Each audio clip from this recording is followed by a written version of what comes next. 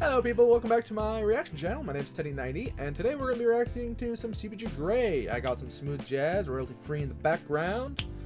Now let's hop and skip into 7 ways to maximize misery. Yeah. Oh, and before we start, as always, sub to CBG Grey, like his videos, go on, does he have a Patreon? He might. Go listen to Hello Internet, do all that other good stuff. Don't bother with anything with me, I'm not the important one, he's a content creator. I'm just the guy who reacts to it. Now, with that out of the way, obviously, let's jump on into it. It didn't start with an ad this time, there was no pre-roll ad, so I would have listened to it on the video for you, but there was no pre-roll ad. Happiness. Many will advise you how to obtain it, but maybe you're not trying to be happy. Your actions aim for the opposite. Speaking as someone who is learning psychology, it is true. It's much harder to aim yourself towards trying to be happy in the actions that would make someone happy than it is to go down the darker path. Just like it's easier to destroy than it is easier to build.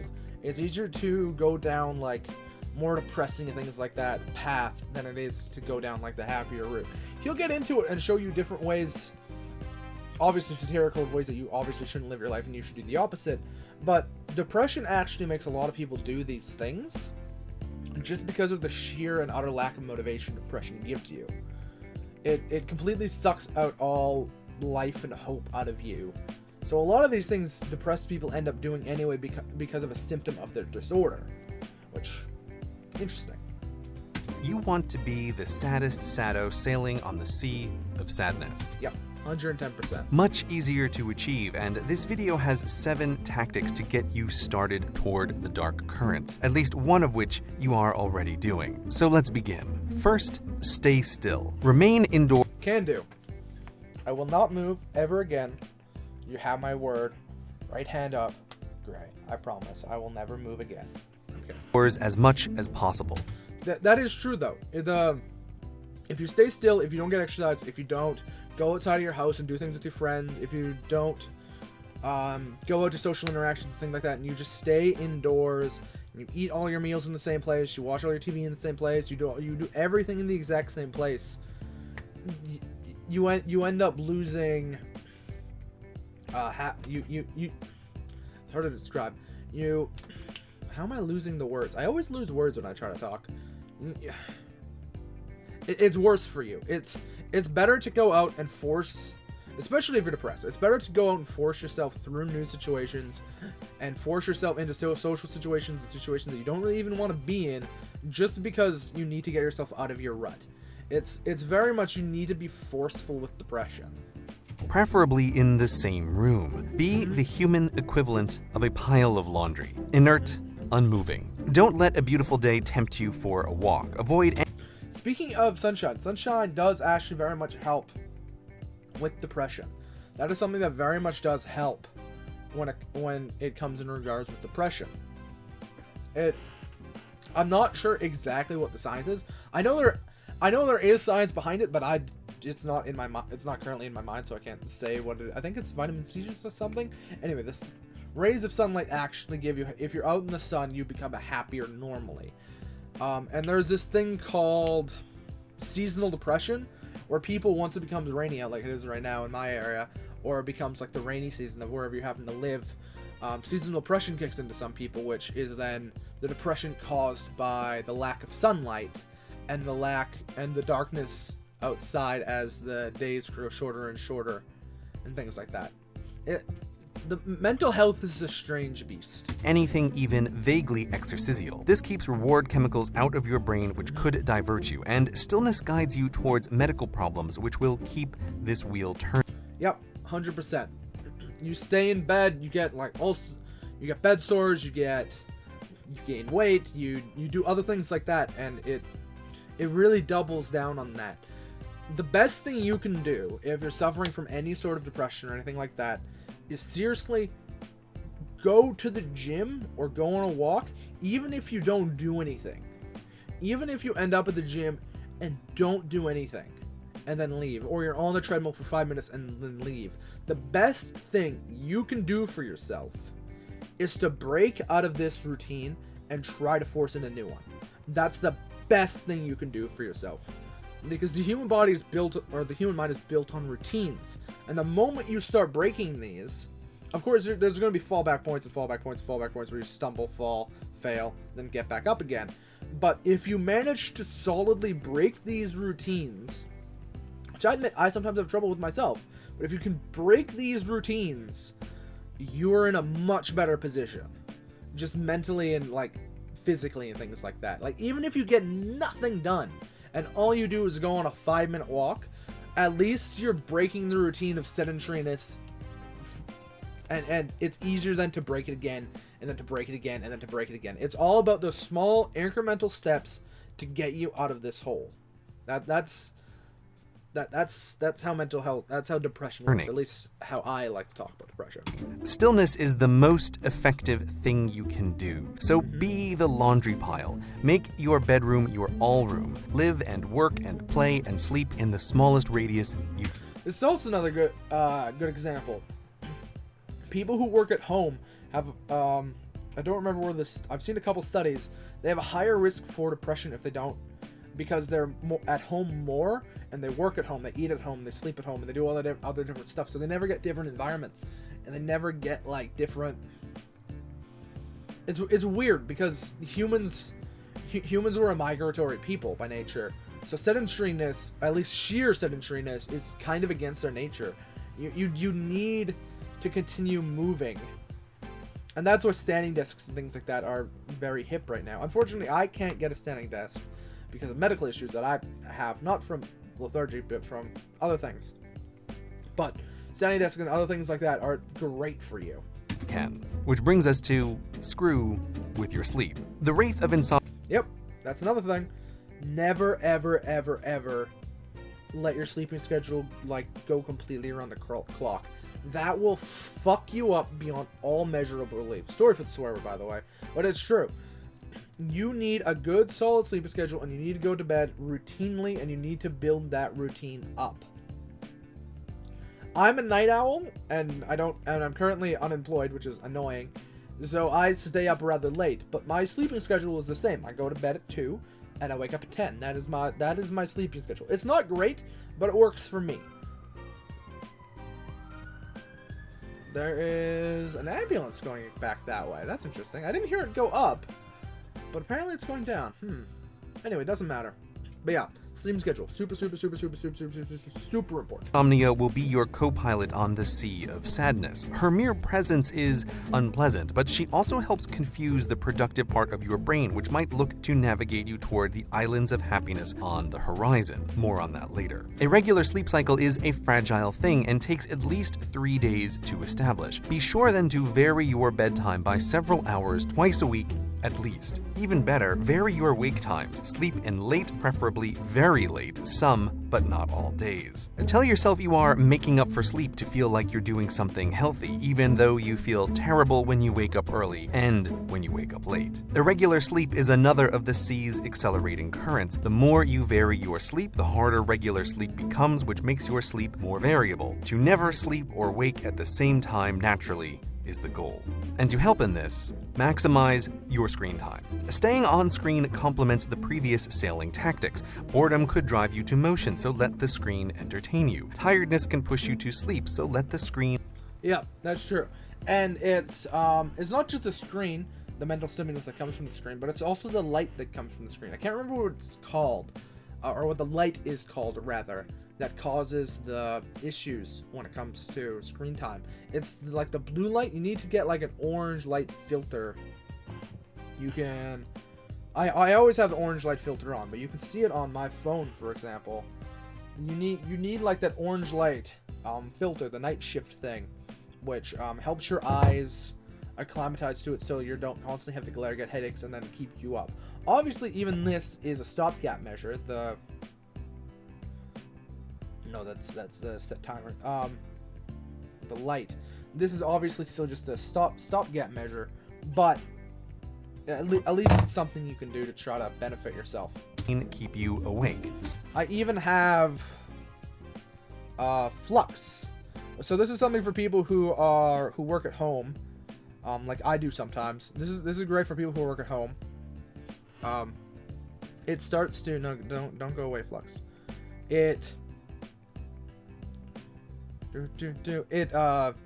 I'm not gonna fiddle with it because I don't know what that'll do to the screen. But it shifts your screen into orange gradient, which helps reduce eye strain and other things like that. It's incredibly helpful for those of you who work at home or who like staying up late like I do, but don't want the eye strain, don't want the damage, and don't want to go to bed feeling like complete garbage. That's something you should get for your PC. Sort of, as long as possible. Always fall asleep with a screen in your hand and put your eyes back on it as soon as you wake. Every moment away from a screen is a moment you might notice the horizon. Keep your head down and let the currents pull you. Here you have allies unknown. Behind the screen are teams of the smartest people and brightest bots competing to hold your attention on them as long as possible. Let them reach you, to pull you back if you turn away. Plus, screens help with number 4. Use your screen to stoke your negative emotions, to feed your anger or anxiety about things over which you have no control or influence. Be well informed while doing nothing. The things you care about could be navigational guides out of the sea, reasons to leave your all-room and take meaningful action with the humans around you. But you can instead use the things you care about as further sources. Yeah, that's also true. Well, obviously, all he says it's correct there, but using or just listening to the negative will have a negative feedback loop. You need to break in with positivity every once in a while. That's why, it's never a good thing to just get completely sucked up in the news unless you work in like a newsroom or something like that, because unfortunately most people don't have much control over that kind of thing. So it's as bad as it is, you do need to just go out and do fun things every once in a while just to get yourself distracted. I'll admit, I fall into this pattern more than I'd like to admit, but that is something everyone should work on. Of misery. Focus on the bad to fuel your resentment or despair. If you must contribute, do so only in meaningless token ways and be disappointed in the lack of change. We're coming towards the end, and if you're doing it right, misery is descending, but some part of your brain is rebelling, trying to turn the ship by setting a goal. If you're not careful, that part of your brain just might save you, but luckily we can do more than just hobble it. We can fool it to navigate deeper into the sea. To reach goals, they must be specific, measurable, actionable, for which you are responsible and time-bounded. I will turn the wheel 1 degree right now. Instead, set the productive part of your brain on vapid goals. Vague, amorphous, pie-in-the-sky, irrelevant, delayed. Yeah, that's true. That's another great way to get out of a depression spiral, is to set small goals that you can do day to day that will help you then get out of it. A good way of example is, for instance, referencing people I've known in my own life, people who have a hard time even getting out of bed. Like, a goal for them would be get up, have a shower, brush your teeth, floss, and then go for a walk. And if that's all you can manage in a day, at least you've gotten something done, and you can say that, and you can fight that like bad negative feedback loop, and then that'll build up into other things, and you can add more things to your step-by-step goal list to then help you get out of that depression spiral, or the depression you happen to be in, or whatever mental state you happen to be in. Vague plans, or I want to become the biggest streamer on the planet, or whatever, what the long-term plans, where like you can't really figure out what's going on, you can't actually plan for it. It's just like it's more of a dream than it is a real plan. Those are helpful to have. They're helpful to have, like, goals and long-term plans and dreams, but they should definitely not be your day-to-day if you don't accomplish this thing. Sorry, my cat wants up here, maybe. You can see her in the background. She's being a goof. But yeah, don't let your only plans and dreams be the long-term, instead of trying to get bonuses and things like that in the short term. Make the target unclear and the path unclear. If motivation strikes, aim ridiculously high to guarantee failure. I will clean the whole house today is much better than I will do the laundry in this pile. Cleaning a whole house is impossible. There's always more to do. Yeah. You need to make small, actionable goals that you can actually work on, that then can build up to the larger whole. right? If you can build up to the larger whole, then you'll be in a much better position than being like, I will get everything done today. And then when nothing gets done, it's like, because you end up getting overwhelmed or whatever. Mental health's weird. So you will always fail. Focus on goals that are after what you wish to achieve. Learn how to market an app before you learn to code. This will distract the productive part of your brain quite nicely. And be sure to wait for motivation rather than setting a time. You'll do something when you feel like it, which will be never or never enough to matter. With vapid goals, you will turn the productive part of your brain from a dangerous source of self-improvement that rewards every small step into a consistent nag that berates you for your failure to have already accomplished your goal every step of the way. Now, the vapid goals you've set should distract the productive part of your brain, but if it still fights against you, direct it towards the mirage on the sea of sadness, the islands of happiness themselves. Pursue happiness directly. The human mind is such that by setting sail towards happiness, you will... This is true for a lot of different things. You can't pursue things like this. Happiness only comes when you don't notice it. And that comes with a lot of things. Same with self-love and other things like that. It's the exact same thing for when people are like desperately looking for a relationship, and I've known people like this. You'll never find one when you're desperately looking for one, because you're putting off that vibe and you'll just never get there.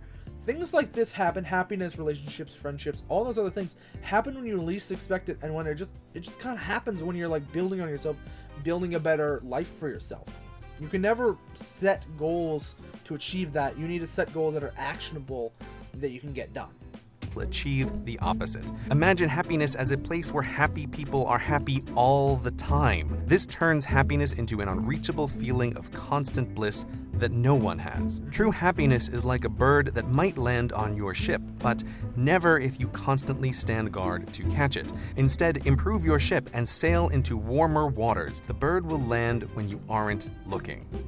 So be sure never to do that. Aim toward the mirage of happiness rather than improving the ship upon which you sail. Last, but most important, follow your instincts. Navigation deeper into the sea of sadness is quite easy, for there is a dark magnetic field that points the compass of your impulses in the right direction once you get started. You will want to stay indoors. You will want to not exercise. You will want to sleep in. You will want to do what you know will make you sadder after you've done it. Your compass points the way, both in and out. So follow the true north of your impulses and stay away from that other pole of the long term. It's all so simple. Just get started with these tactics and let the sea carry you along. Again, it's harder to build up a better life for yourself than it is to just allow your negative thoughts and emotions to get the better of you. Oh, Quiz. Here's his ad finally. Query. Try. All right, I'll let his ad roll. Look once. Look twice. There's 2 ads. Follow a compass, not a clock. No, I'll Never finish this stop talk at the end of discovering. the ads. Honey is a free browser extension that finds the best, the most superior I'm going to go ahead and assume she's some kind of influencer. But the thing I was going to say before that is, why are all car commercials so bad? promo codes None of them are ever interesting or fun to watch. They're all the exact same car commercials. whenever you shop online. That means you get the best promo codes without even having to try. I was shopping on PacSun recently and had 3 items in my cart, which as you know can add up very quickly. And Honey tried about 5 to 6 promo codes and ended up saving me $23. And I appreciate that. And get this, Honey works on over 20,000 websites, such as Amazon, Target, PacSun, Urban Outfitters for all my quirky girls. Honey works on practically any website and all. Urban Outfitters the quirky place? Already has over 10 million users, and there's no reason why you I'm old. I'm 23 and I feel like an old man. shouldn't be one of them. Honey is free to install and only installs in 2 clicks. A literal baby could download Honey. It's that easy.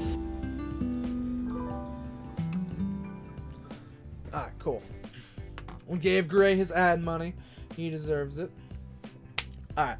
Well, if you like what you saw, obviously go sub to Gray, go follow Gray, go listen to Hello Internet if you haven't already. I don't know why you wouldn't. And if you liked my reaction and my talk about this, then give me a like, give me a sub, go join my Discord, go join my Twitch, all that other good stuff. I love your faces, and I'll see you in the next one. Love, butts, happiness, and all that good stuff. And try not to go sailing into the dark sea of depression. It's not useful. It's not helpful. Anyway, I'll see you in the next one. See you tomorrow, maybe, I think? Yeah. I'll see you when I see you.